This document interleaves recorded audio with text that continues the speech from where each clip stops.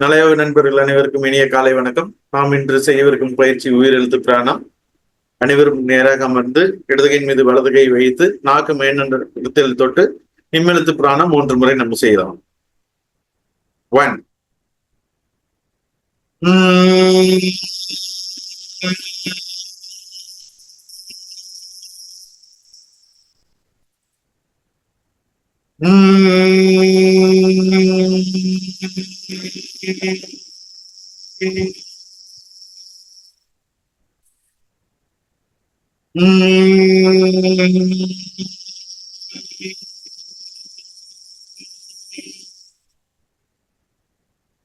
Relax. உயிரெழுத்து பிராணா என்பது நம் தமிழ் உயிரெழுத்துக்கள் 12ஐயும் நாம் உச்சரிப்பதாகும். அதன் மூலமாக நமது 12 ராஜ உறுப்புகளும் கிளர்ச்சி அடைந்து அதன் மூலமாக ஆரோக்கியம் மேம்படும் என்பது உணரப்பட்ட உண்மை. ஆகையால் இந்த பயிற்சியை எந்த தவறும் இல்லாமல் நீங்கள் செய்தும் பொழுது இது மிகவும் பயனுள்ளதாக அமையும் உங்களுக்கு. அது மட்டும் இல்லாமல் இந்த பயிற்சியை செய்து பலனடைந்தவர்கள் பலரை நம் அக்னிஜி அவர்கள் பார்த்திருக்கிறார்கள். அவரோட கிளினிக்லயே வந்து நிறைய பேர் பெனிஃபிட் அடைஞ்சிருக்காங்க. ஸோ இந்த பயிற்சியை கண்டிப்பா எல்லாருமே பண்ணணும். ரொம்ப எளிமையான பயிற்சியா தெரியலாம். ஆனா உங்களுக்கு எல்லாத்துக்குமே தெரியும், தமிழ் எழுத்துக்கள் ஒவ்வொன்றும் ஒவ்வொரு மந்திரத்துக்கான சொற்களாக இருக்கும். அது ஒவ்வொரு எழுத்துக்களுமே மந்திரமாக உச்சரிக்கப்படுவதால் தான் இவ்வளவு நீண்ட நெடிய காலமாக நம்ம தமிழ் காத்து கொண்டு வருகிறோம். இதை பெரிய சான்றோர்கள் அனைவருமே கூறிய உண்மை. ஆகையால் தமிழ் எழுத்துக்களுக்கு மிகப்பெரிய வலிமை உண்டு என்பது தெரியும். அதை வைத்து நாம் ஐயாக உருவாக்கியதான் இந்த உயிரெழுத்து பிராணா என்னும் பயிற்சி.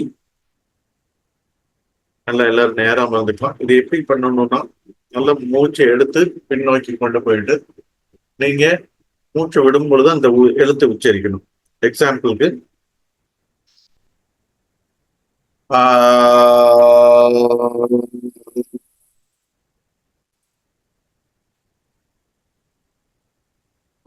என்ற எழுத்தை உச்சரிக்கும் பொழுது இவ்வாறாக இது போலவே 12 உயிரெழுத்துக்களையும் நம்ம உச்சரிக்கலாம். நல்லா கவனமா உச்சரிங்க. அதுல இருந்து வரக்கூடிய வைப்ரேஷன்ஸ் மிகப்பெரிய மாற்றத்தை கொடுக்கும்.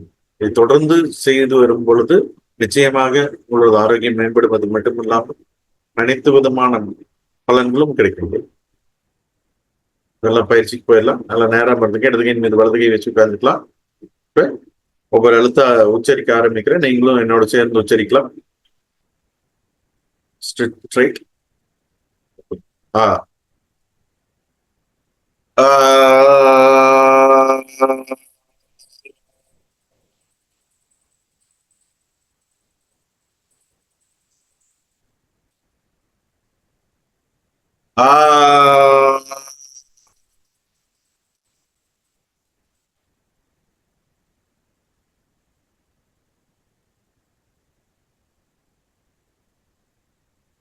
ஏ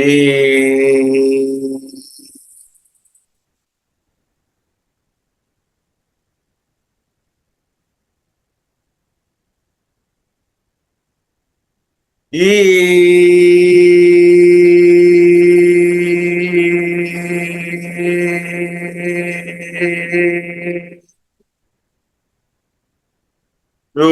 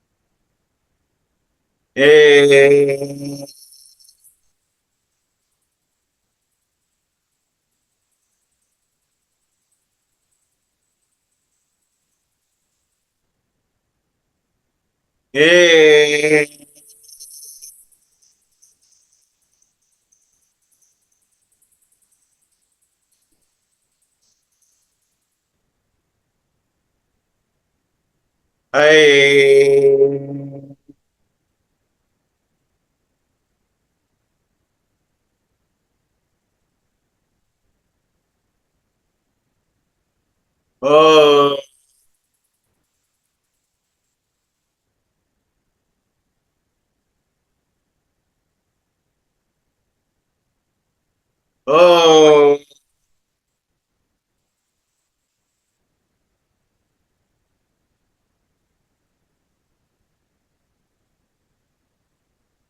ஓ.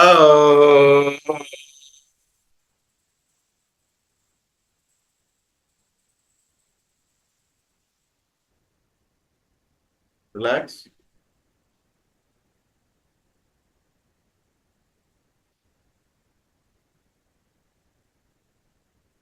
மிக சிறப்பா அனைவரும் இந்த பயிற்சியை செய்வதற்கு மிக்க நன்றி. இதை தொடர்ந்து நீங்கள் வீட்டில் பயிற்சி பண்ணிக்கொண்டே இருக்கலாம். அவ்வளவு பெனிஃபிட்ஸ் உள்ள பயிற்சி. ஆகையால் தான் நான் மீண்டும் மீண்டும் வலியுறுத்துகிறேன், இந்த பயிற்சி தவறாமல் எல்லாரும் செய்ய வேண்டும் என்று. இப்ப நம்ம பயிற்சியின் இறுதியாக விமலத்துக்கான 3 முறை செய்து விடலாம்.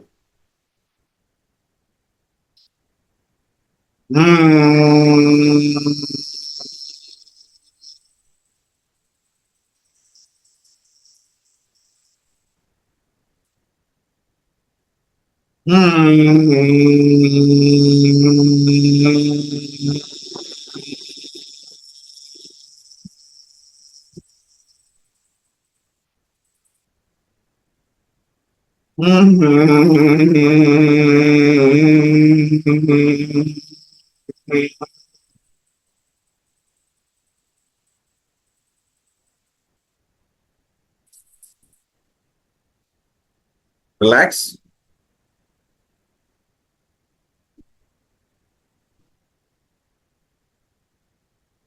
ஓகே, இன்றைய பயிற்சி நம்ம சூப்பரா பண்ணியாச்சு. அடுத்தது வந்து இன்றைய நன்னெறி. இன்றைய நன்னெறி என்ன அப்படின்னா, கல்வியின் மாண்பறிந்து, அதாவது நம்ம கற்ற கல்வியை நாம் பயன்படுத்தும் பொழுதுதான் அந்த கல்விக்கும் சிறப்பு, நமக்கும் சிறப்பு. ஆகையால் நம்ம என்ன கற்ற பாடமும் அதை நாம் சரியாக விதத்தில் பயன்படுத்த வேண்டும். அவ்வாறாக பார்க்கும் பொழுது நாம் நம் பிள்ளைகளுக்கு மட்டும் இல்லாமல் நமது நாம் நடந்து கொள்ளும் விதம்தான் நமது பின்பற்றுவோரும் நடந்து கொள்வார்கள். அதை மனதில் வைத்துக் கொண்டு நம்மளோட செயல்கள் அனைத்தும் மற்றவர்களுக்கு நன்மை பயக்கும் செயல்களாகவே இருக்க வேண்டும் என்பது நம்மளோட கல்வியின் நோக்கம். ஆகையால் நாம் செய்யும் ஒவ்வொரு காரியங்களிலும் மற்றவர்களுக்கு நன்மை உள்ளது என்பதை உறுதி செய்து கொண்டு அந்த காரியத்தை செய்யலாம். நமக்கும் நன்மையாக இருக்க வேண்டும், மற்றவர்களுக்கும் அது நன்மையாக இருக்க வேண்டும். இதை தொடர்ந்து கவனத்துடன் செய்யும் பொழுது நீங்கள் மாறும் பொழுது உங்கள் குடும்பத்தில் மாற்றம் வரும், இந்த குடும்பம் மாறும் பொழுது ஊரில் மாற்றம் வரும். அவ்வாறாக நம்ம சமூகமே மாற்றம் அடையும். இது மிக சாத்தியமான விஷயமே. ஆகையால் செய்யும் செயலில் நன்மை தரும் செயலாக செய்வோம். நன்றி. தினம் பயிற்சியில் கலந்து கொண்ட அனைவருக்கும் நன்றி. இனிய நாளாக வாழ்த்துகிறேன்.